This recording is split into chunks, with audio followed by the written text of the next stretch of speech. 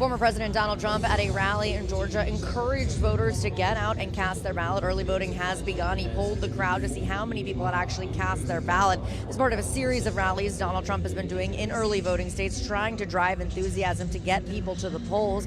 His speech in Georgia relied heavily on immigration. While he did not address any of the backlash from his Madison Square Garden rally and the pre-programming, particularly comments about Puerto Rico made by a comedian, he did address Kamala Harris, calling him a fascist. Here's what he said.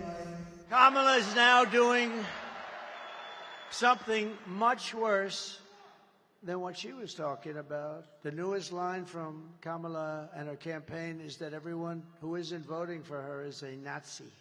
We're Nazis. You know, years ago, my father, I had a great father, he's a tough guy. He used to always say, never use the word Nazi, never use that word. And he'd say, never use the word Hitler. Don't use that word. I'm not a Nazi. I'm the opposite of a Nazi.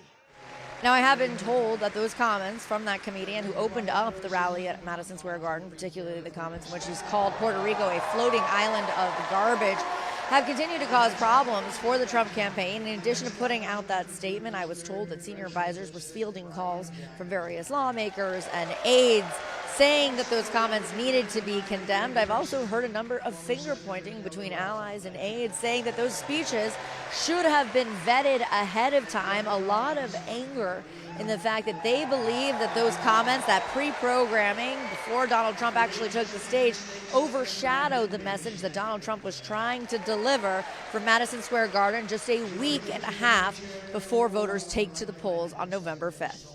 Kristen Holmes, CNN, Atlanta, Georgia.